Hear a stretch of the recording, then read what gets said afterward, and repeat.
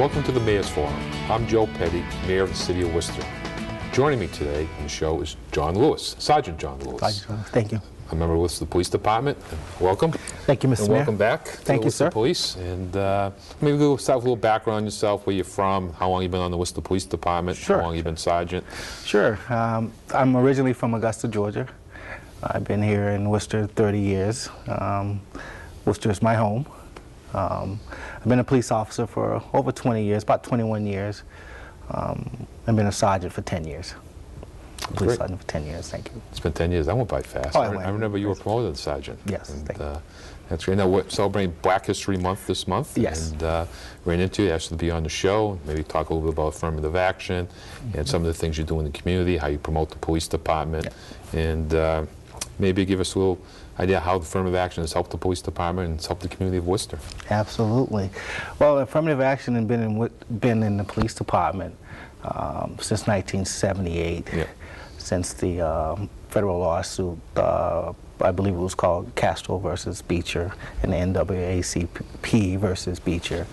And from that lawsuit, it was decided that there was some unfair practice in hiring police officers and firefighters across the Commonwealth in several communities, and Worcester being one of those communities.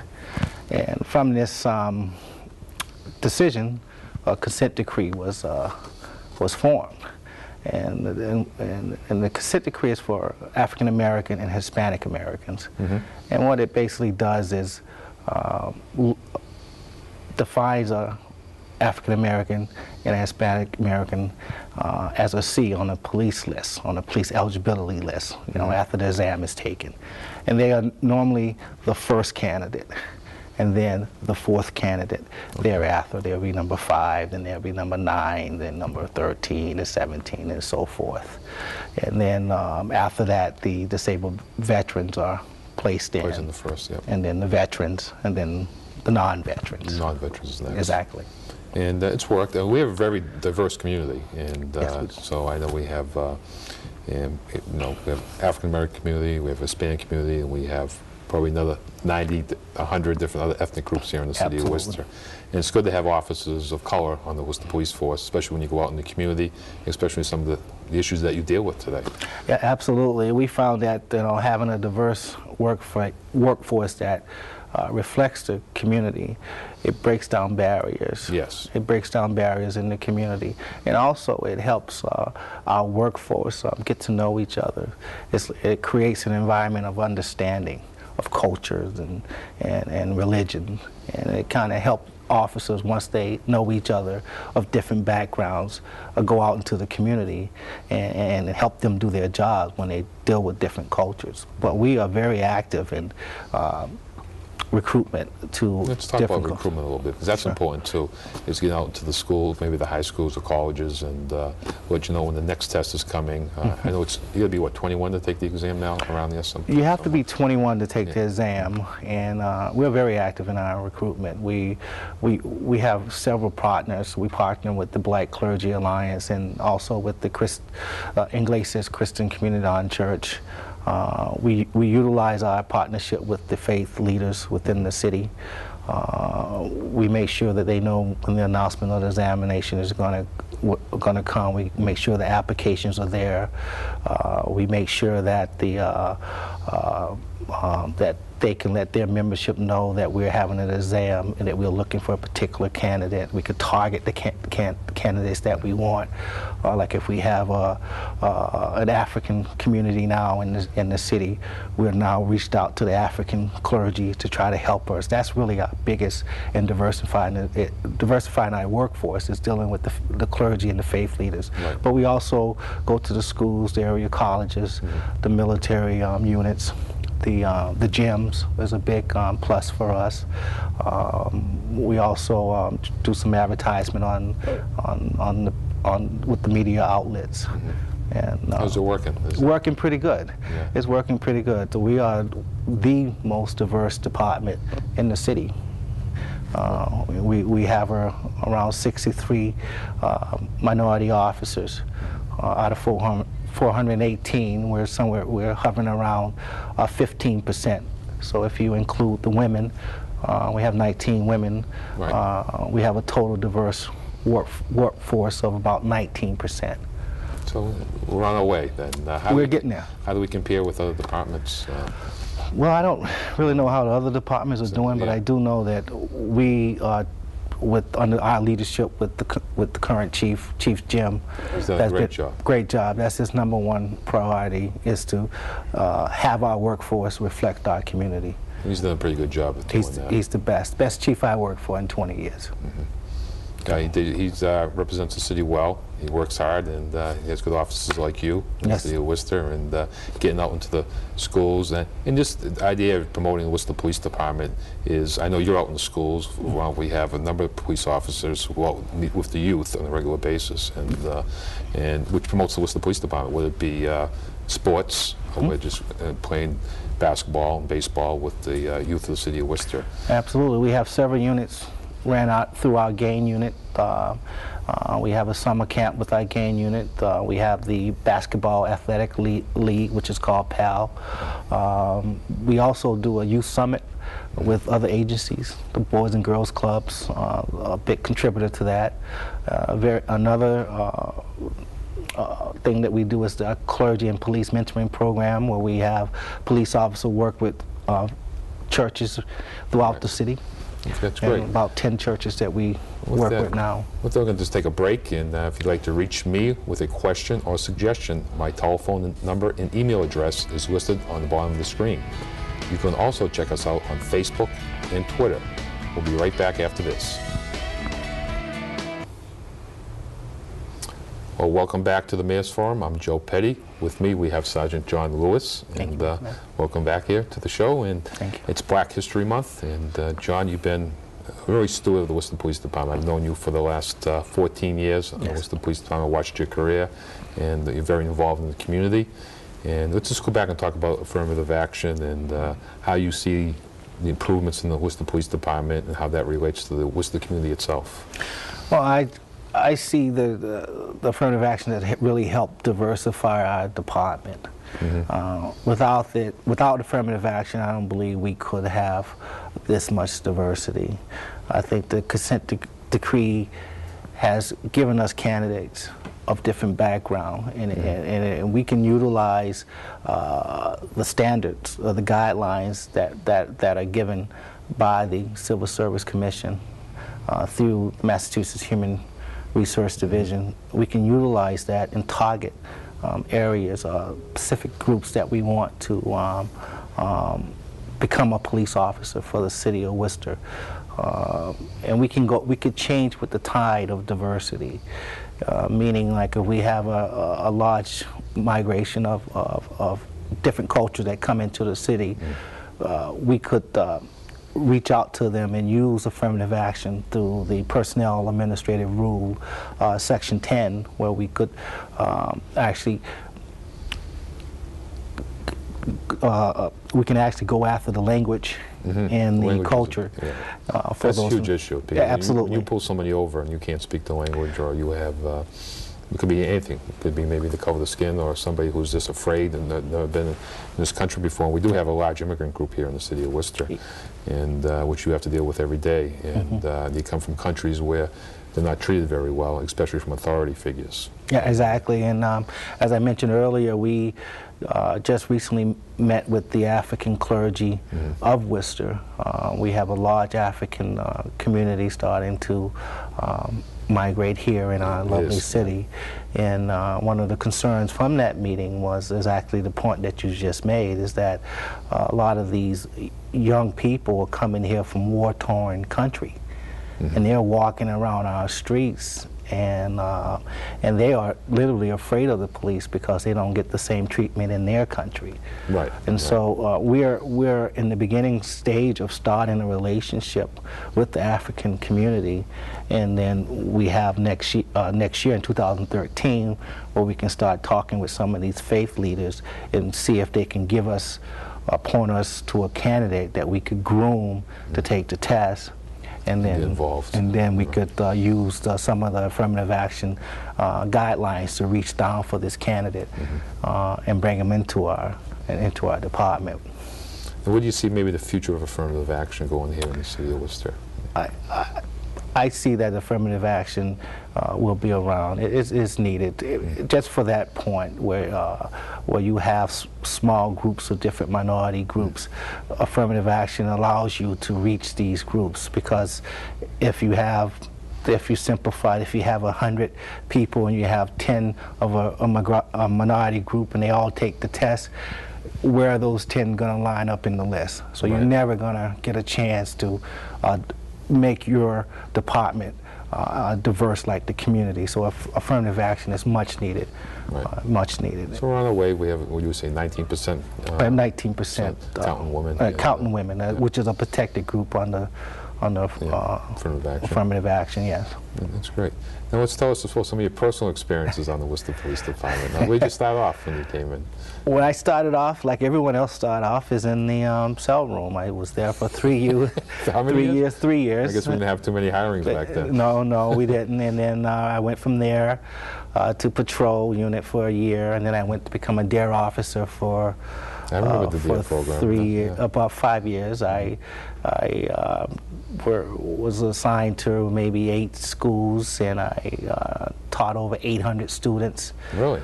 A year, 1 hour lesson plans. I did that for 5 years, and I began to study for the sergeant's exam, and I made sergeant in 10 years. And I used to patrol. I was a patrol sergeant in the southeast sector from the overnight shift, midnight to 8, for 5 years, and then I was a detective sergeant in the sexual assault unit in the Detective Bureau for 4 years or 5 years. And then when Chief Gary Jim took office, he asked me in 2005 to be this affirmative action officer. And from that point on, we have grown to the likes that I'd never seen prior to that. Did you get the support from the chief, got the the command support staff, from the city chief, manager, and the command staff, city manager, and the council. And John, I think you've done a great job for the city of Worcester. I look forward to working with you in the future. Thank you, Mr. Mayor. And with that, it ends the Mayor's Forum here on this part of the show. And if you'd like to reach me with a question or suggestion, my office number and email address is listed on the bottom of the screen. You can also check us out on Facebook and Twitter.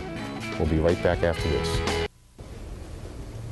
Welcome back to the Mayor's Forum. We are celebrating Black History Month for the month of February, and with us we have Ravi Perry, who is the Associate Assistant Professor at Clark University, and also is the President of the NAACP for the Worcester chapter.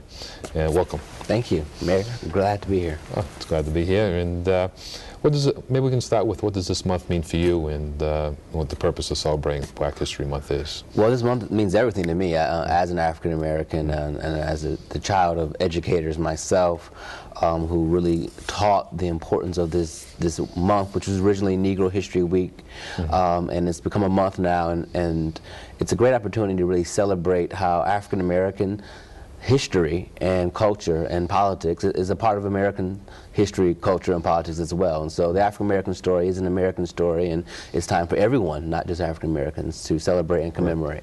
Yeah, I think that's great, and just to experience other cultures and where people have come from in the past. And you know, you've been in Worcester for several years now. Yes. And teacher at Clark University, a professor, and you're also president of the NAACP.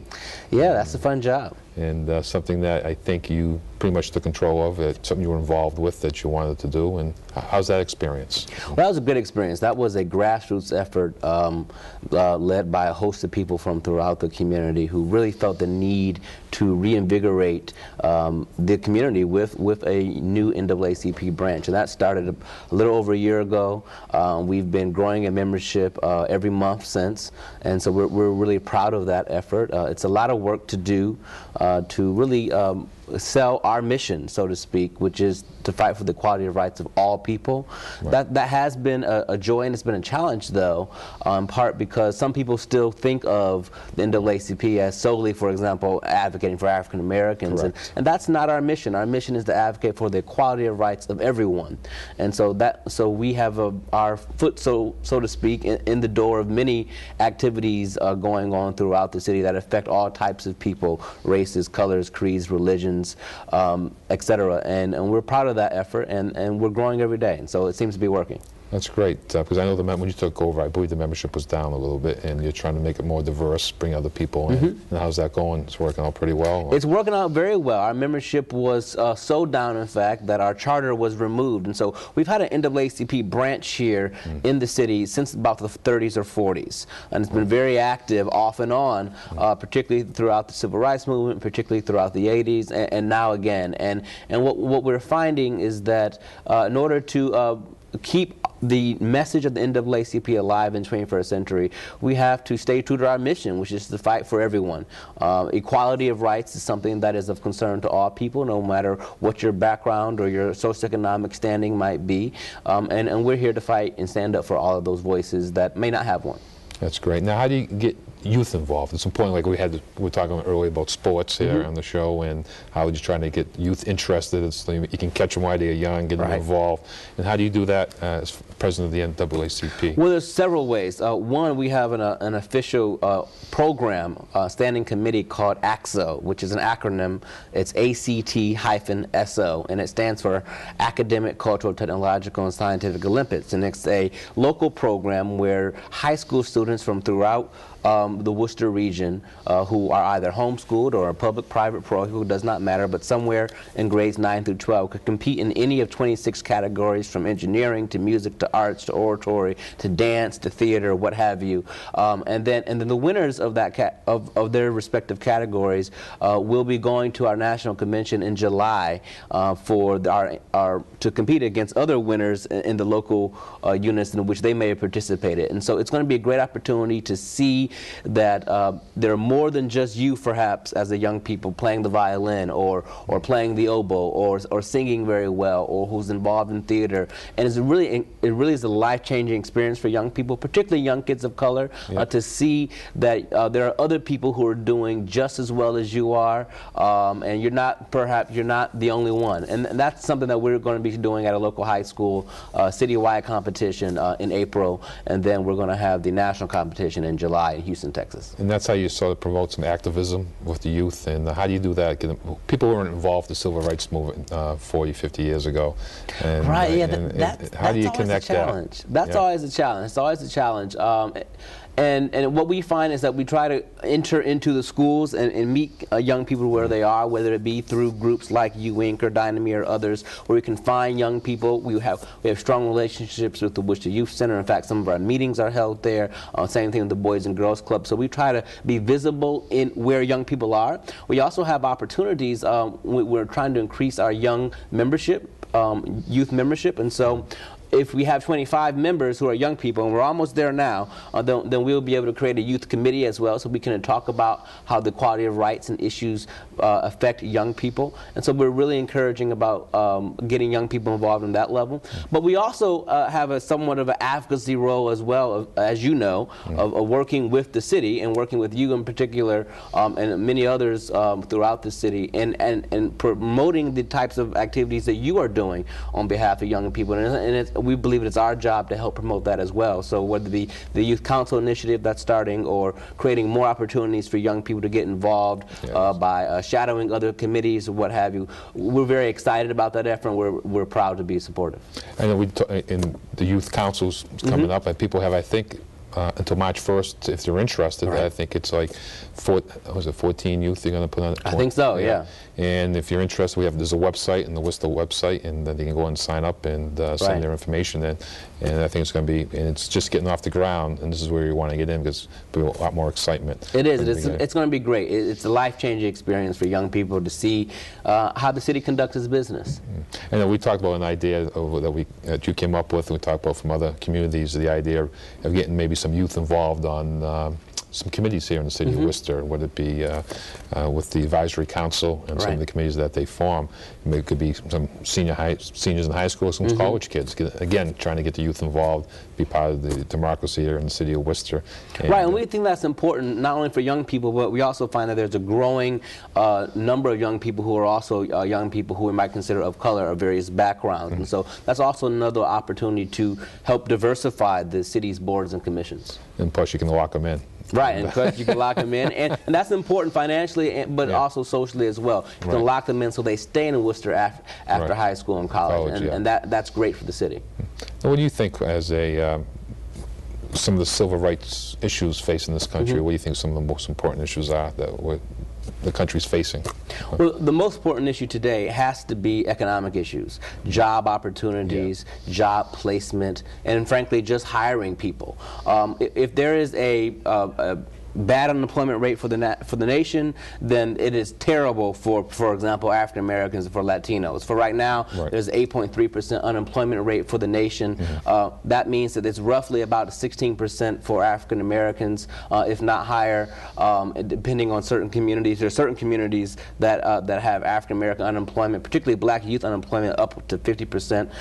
And so it's a huge problem. Job placement's a huge problem nationwide, and it's a problem here in Worcester as well, but it's something that's being recognized. But we know for a fact in the NAACP there have been a lot of candidates of color for significant positions, not only with the city but in private sector as well, that have not gotten those opportunities, have not been hired.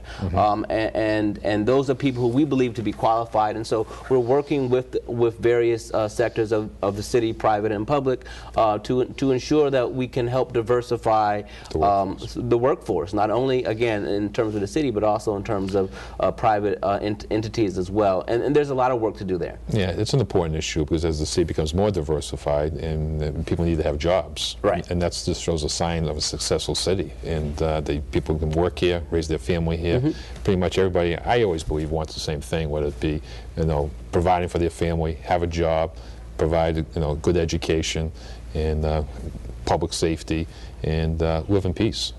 Absolutely, and that's very important. I mean, in your prior segment, you noted, and very correctly, that the police department is the most diverse department in the city. Fire department would be second.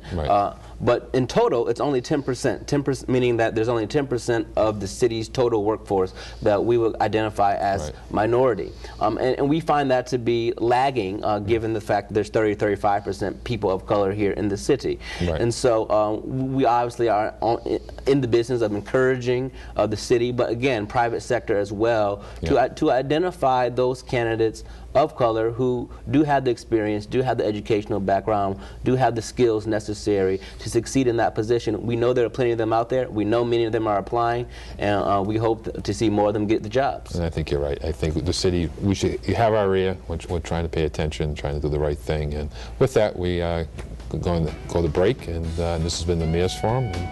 And Ravi, it's great to have you here. Thank you. And we'll see you next time. Thanks.